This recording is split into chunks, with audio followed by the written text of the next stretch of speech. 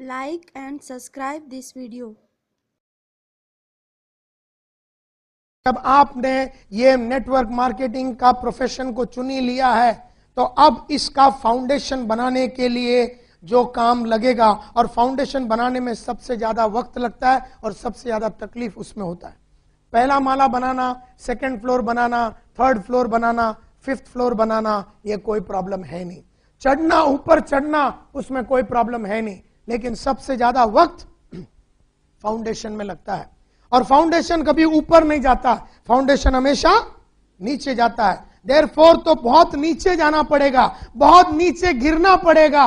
पहला 2-3 साल तो बहुत नीचे घुस घुस के अंदर अपने आप को गिराना पड़ेगा। और जब तक आप अपने आप को इस लाइन के तकलीफों के अंदर घुसाओगे नहीं, जब तक आप अपना फाउंडेशन को स्ट्रांग नहीं बनाओगे, जब तक आप अपना दिल और दिमाग और पूरी लगन को डाल के अपने आप को इसके अंदर समाओगे नहीं, तब तक आपका फाउंडेशन नहीं बनेगा। और जिस आदमी का फाउंडेशन बन गया वो लगातार 10-10, 20-20, 30-30, 40 साल सक्सेसफुल रहता है।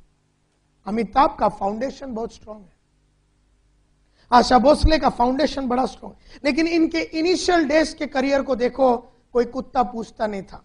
जब अमिताभ 7 हिंदुस्तानी में से अपना काम चालू किया, एक कुत्ते ने पूछा नहीं उसको। जब शाहरुख खान जब बंबई आया था दिल्ली छोड़ के, पहला 5 साल तो किसी कुत्ते ने उसको पूछा नहीं।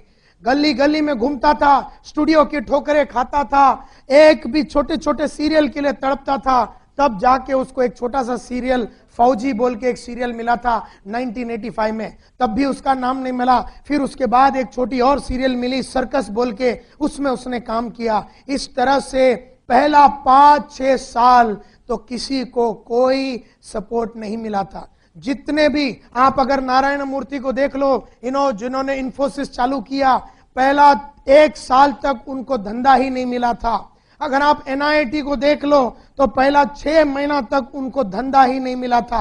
एंड देयरफॉर जितने भी लोग हैं जिन्होंने अपना लाइफ को बहुत बुलंदियों तक लेके गया, उनका पहला 5 साल में किसी कुत्ते ने उनको पूछा नहीं था। उनके लाइफ में किसी तरह का रिकॉग्निशन उस पीरियड में नहीं उले हुआ था, लेकिन उन सबको अपने लाइन पे बहुत भरोसा था।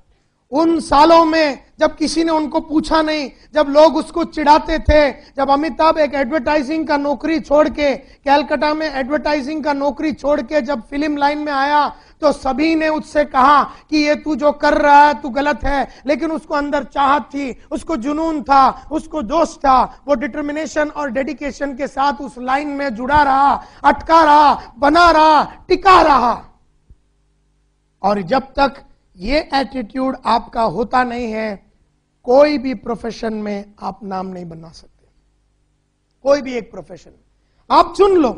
आपको अगर RMP में रहना है, नेटवर्क मार्केटिंग में, और अगर आपने ये चुन लिया तो ये मान के चलिए कि आने वाला 5 साल सिर्फ दर्द, सिर्फ तकलीफ और सिर्फ दुख होगा आपको।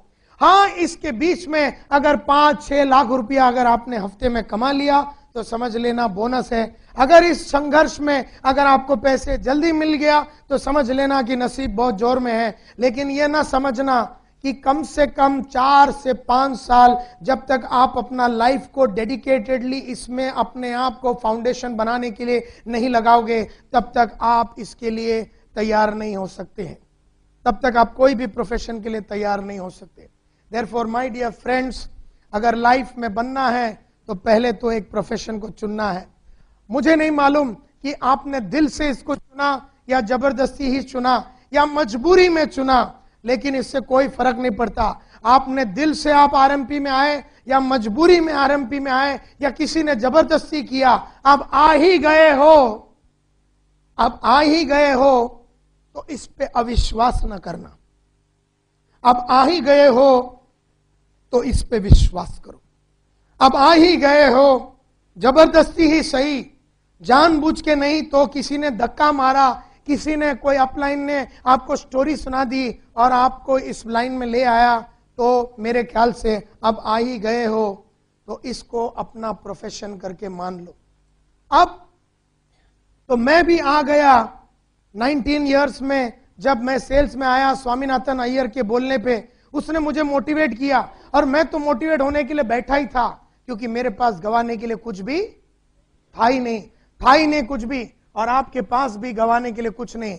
यहां बैठा हुआ कोई भी आदमी कोई करोड़पति है नहीं कि वो अगर आरएमपी में आ गया तो उसके करोड़ों लूट जाएंगे। एक बात तो पक्का है, जहां है वहां से आप उठेंगे ही, वहां से आप आगे ही बढ़ेंगे, वहां से पीछे जाने का तो सवाल ही उठता नहीं है। देयरफॉर अब आ ही गए हो, इस प्रोफेशन को मान करो, इसकी सम्मान करो, इसकी इज्जत करो, इसको सलाम करो। जिसने अपने ही प्रोफेशन की मान सम्मान नहीं की, उस प्रोफेशन ने कभी उसको मालामाल नहीं किया, उस प्रोफेशन ने उसको कभी मालामाल नहीं किया। देयरफॉर कभी नेटवर्क मार्केटिंग को गाली न देना, कभी किसी को गाली देने नहीं देना, कभी भी इसके ऊपर अविश्वास नहीं करना, क्योंकि जैसे ही आपको अविश्वास होता है आपके लाइन के ऊपर, वो लाइन आपको पैसे देर से देगा।